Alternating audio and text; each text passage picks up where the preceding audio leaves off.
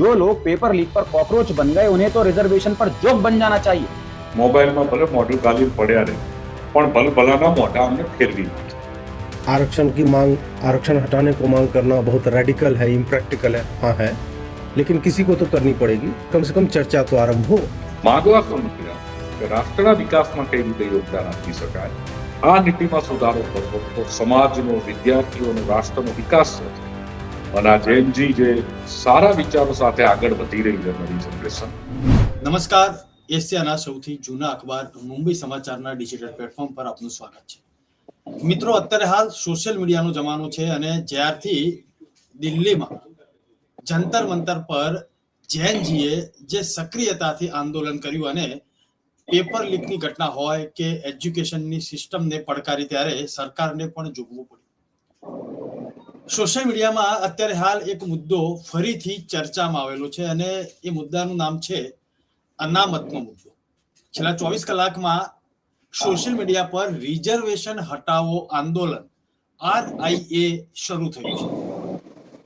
અહીં ચર્ચા એટલા માટે કરવી પડે છે કે દાયકાઓ પહેલા ગુજરાતમાં પણ આ જ પ્રકારનું એક આંદોલન જે પાટીદાર અનામત આંદોલનના નામથી સક્રિય થયું અને તેમનું પરિણામ મેળવવામાં પણ સફળતા મળી હતી. આ સોશિયલ મીડિયા પર જે આંદોલન શરૂ થયું છે, જે જૂથ એક્ટિવ થયું છે, તેને આ આંદોલનકારીઓ જે તે સમયે જોડાયેલા હતા તેમણે સમર્થન આપ્યું છે. મારી સાથે વરુણ પટેલ છે, તેમનું હું સ્વાગત કરું છું. નમસ્કાર. વરુણભાઈ, દાયકાઓ પહેલા જે દેશ અને દુનિયાએ દ્રશ્યો અમદાવાદ સહિત ગુજરાતમાં જોવા મળેલા, અત્યારે હાલ સોશિયલ મીડિયા પર તેનું ધમાસણ ચાલી રહ્યું છે. મુદ્દો એક જ છે, રિઝર્વેશન પરની મુહિમ. જે સમાચાર આવ્યા તેમાં જે પાસ સાથે સંકળાયેલા જેટલા આગેવાન હતા, જેમણે તે સમયે પણ સક્રિયતાપૂર્વક ભાગ લીધો હતો, તેમણે પણ સમર્થન આપ્યું છે. તેમાંના એક આપ છો. તે સમયને યાદ કરીને આ એક દાયકો વીતી ગયો છે. ફરીથી આ મુદ્દો ચર્ચામાં કેમ આવવો પડ્યો? કારણ કે એ વખતે પણ ખૂબ ચર્ચા થઈ હતી. ઇન્ટરનેટ પણ કદાચ ખોરવાઈ ગયું હતું જે તે સમયે. એ તો અમે મેદાનમાં ઉતરીએ એટલે બધું ખોરવી નાખીએ, એ અમારો બાયોડેટા છે. પણ એ વાત નથી કરવી. અત્યારે જૈનજીના એક આંદોલન પછી દેશના યુવાનોમાં, તરુણોમાં અને જૈન વાય જે કહેવાય, જેન મિલેનિયર કહેવાય, આપણે બધા એમાં આવીએ, બધામાં એક સામૂહિક, કુદરતી રીતે એક નૈતિક હિંમતનો, એક નિર્ભયતાનો સંચાર અને પોતાની વ્યથા સરકાર સામે રજૂ કરવાની એક હિંમત ખુલી દે અને એક નવી પદ્ધતિ, જે મનોરંજન માટે ગણાતું સોશિયલ મીડિયા, એક ક્રાંતિનું માધ્યમ બની ગયું. અને એ ક્રાંતિના માધ્યમથી દેશના યુવાનો અત્યારે રિઝર્વેશન હટાવો મુવમેન્ટના ટાઇટલ હેઠળ રિઝર્વેશન રિફોર્મ માટેની એક મુહિમ ચાલી છે. અને હું એમાં માનું છું કે 100% રિઝર્વેશન ઉપર ચર્ચા થવી જોઈએ. દેશના કરોડો લોકો આ મુદ્દાની ચર્ચા કરી રહ્યા છે. બહુ પીડાનો વિષય છે.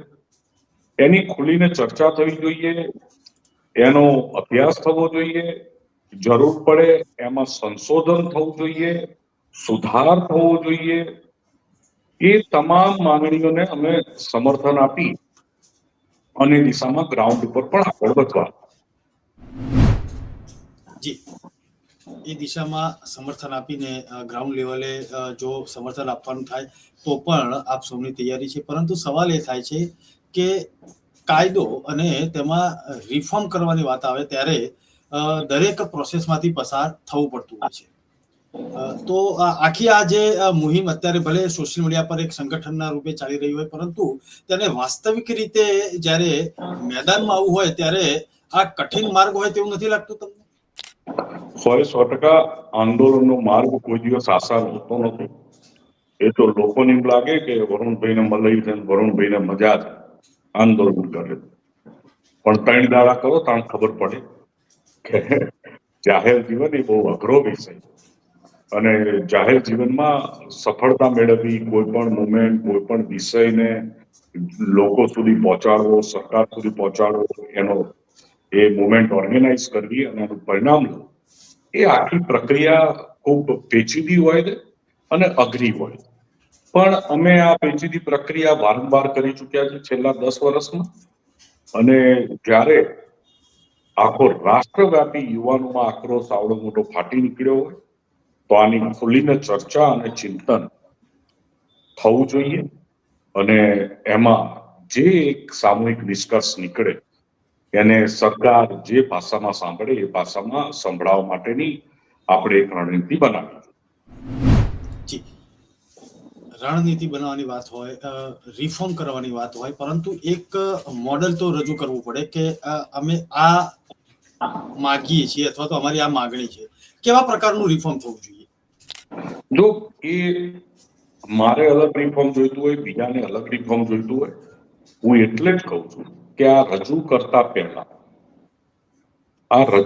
પહેલા એકવાર બધાએ રાષ્ટ્રીય જે મુખ્ય આગેવાનો હોય રાજ્ય વાઇઝ ઓર્ગેનાઇઝ કરી દીધો.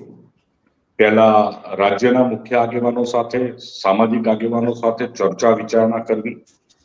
શું બધાના સજેશન આવે છે, કોમન સજેશન એક રાજ્યમાંથી બે સજેશન લઈ અને રાષ્ટ્રીય લેવલે દરેક રાજ્યના આગેવાનોના સજેશન અને એ પછી એમાં પૃથ્થકરણ કરી અને મુખ્ય મુદ્દાઓ, મુખ્ય ડિમાન્ડો સાથે આગળ વધવું જોઈએ, એ મારું સ્પષ્ટપણે માનવું છે. જી, આ સિવાય આપની સાથે જે સંકળાયેલા આગેવાનો છે તેમનું શું કહેવું છે? કારણ કે આ એક સળગતો મુદ્દો છે અને સતત બદલાતી પ્રક્રિયા છે. યુવાનોની માનસિકતા પ્રમાણે તેમનો જે મુદ્દો જે છે તે તેમને એવું લાગે છે કે આ કંઈક આમાં થવું જોઈએ, એટલે મુહિમ ચલાવી રહ્યા છે. જે રીતે જંતર મંતર પર આપણે દ્રશ્યો જોયા કે દાયકાઓ પહેલા ગુજરાતે પણ તે દ્રશ્યો જોયેલા છે. આંદોલન હોતું હોય છે, પરંતુ એક એજન્ડા સાથે આગળ તો વધવું પડશે. આપે કહ્યું કે અમે ચર્ચા કરવા તૈયાર છીએ, પરંતુ એક એજન્ડા તો બનાવવો પડશે ને. કોમન એજન્ડા અત્યારે હાલ એ છે કે અનામત નીતિમાં, અનામત વ્યવસ્થામાં સમયની માંગ, પરિસ્થિતિની માંગ છે, એ પ્રમાણે રિફોર્મ થવું જોઈએ, એમાં સુધારો થવો જોઈએ. સમય પ્રમાણે પરિવર્તન એ સંસારનો નિયમ. તો બધી વસ્તુમાં પરિવર્તન થાય તો અનામત નીતિમાં કેમ પરિવર્તન ના આવે? એ જરૂરી પરિવર્તન કરવા માટે સરકારને સમજાવીશું ને એના માટે વ્યવસ્થા કરવી પડશે.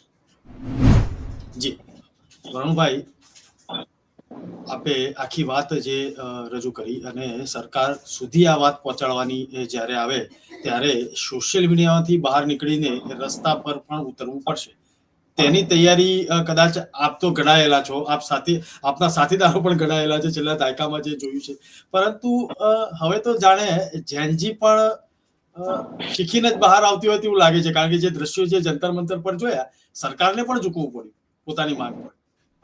તો અપગ્રેડેડ જનરેશન છે. આપણે અત્યાર સુધી જનમાનસમાં એવી છાપ હતી કે જેનજી એટલે નકામી, આળસુ, બુદ્ધિ વગરની, એમને કંઈ કરવું નથી, એવી એક માનસિકતા જનમાનસમાં બેહી ગઈ હતી કે નકરી સોશિયલ મીડિયામાં, મોબાઈલમાં માથું ગાલીને પડી રહેવાની જનરેશન. પણ આ જનરેશને સાબિત કર્યું કે મોબાઈલમાં મોઢું કાઢી, મોબાઈલમાં ભલે મોઢું ગાલીને પડ્યા રહે, પણ ભલભલાના મોઢા અમને ફેરવી નાખ્યા. એ તાકાત છે આ જનરેશન. અને ગૌરવ છે કે આ જનરેશન, જેને આખા વિશ્વની આ જનરેશન જે માધ્યમને મનોરંજન માટે વાપરે છે, આ જનરેશન, ભારત દેશની આ જનરેશન ઉપર ગૌરવ થાય કે એને આ માધ્યમને ક્રાંતિનું માધ્યમ બનાવ્યું. આજે તમે સોશિયલ મીડિયા જુઓ, છેલ્લા 15 દિવસ, મહિનાથી આકલન કરો તો સોશિયલ મીડિયામાં મનોરંજનને રિલેટેડ વાતોનો રેશિયો 20% છે અને 80% ક્રાંતિની વાતો છે, દેશ હિતની વાતો છે, સમાજ હિતની વાતો છે, વિદ્યાર્થીઓના હિતની વાતો છે, યુવાનોના હિતની વાતો. એટલે છેલ્લા 2 મહિનામાં આ બદલાયેલી માનસિકતા એ સોશિયલ મીડિયાના માધ્યમથી નૈતિક હિંમત સાથે બહાર આવી રહી. અને આ લોકો એને ગમે તે રીતે રજૂ કરતા હોય, હું એવું માનું છું કે જ્યારે કોઈ દેશના, રાષ્ટ્રના યુવાનો મનોબળ અને નૈતિક હિંમતનો સંચાર થાય તો એ રાષ્ટ્રના વિકાસને વેગ આપે છે. અમુક વાર લાગતા વળગતા લોકોને ના ગમે, કોઈને અસહમતિ હોય, અસહમતિ એ લોકશાહીનો પહેલો પાયો, અસહમતિ હોય કોઈના વિચારો, પણ બ્રોડ ગાઈડલાઈન અને આનું બ્રોડ રિઝલ્ટ જોશો તો રિઝલ્ટ ફિક્સ છે કે રાષ્ટ્રના વિકાસને વેગ મળવાનો. આજે રાષ્ટ્રની જેન મિલેનિયર આ બધા જ ખાલી રાષ્ટ્રના વિકાસમાં કઈ રીતે આગળ વધાય. કોઈ પોતાના માટે મેકડોનાલ્ડનું બર્ગર માંગવા તો નીકળ્યું નથી, કોઈ પોતાના માટે પીઝા માંગવા નથી નીકળ્યું. માંગવા શું નીકળ્યા કે રાષ્ટ્રના વિકાસમાં કઈ રીતે યોગદાન આપી શકાય. આ નીતિમાં સુધારો કરો તો સમાજનો, વિદ્યાર્થીઓનો, રાષ્ટ્રનો વિકાસ થશે.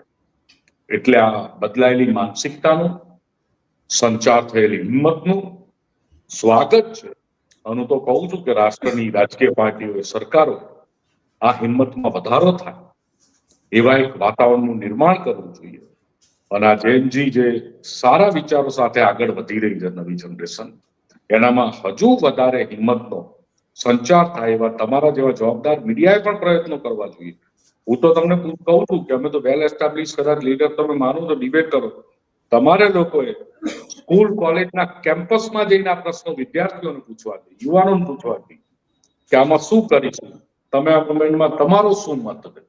તો અમારા કરતા પણ અને તમારા કરતા પણ upgraded knowledge, upgraded logic, upgraded તર્ક એ સ્કૂલ કોલેજના, યુનિવર્સિટીના કેમ્પસના વિદ્યાર્થીઓ દ્વારા મળશે. એટલે હું તો તમને વિનંતી કરું કે યુનિવર્સિટીના કેમ્પસમાં જો અને પૂછો એ વિદ્યાર્થીઓ કે શું છે આ નીતિના ફાયદા, શું છે આ નીતિના નુકસાન, કેવા આમાં સુધારા થવા.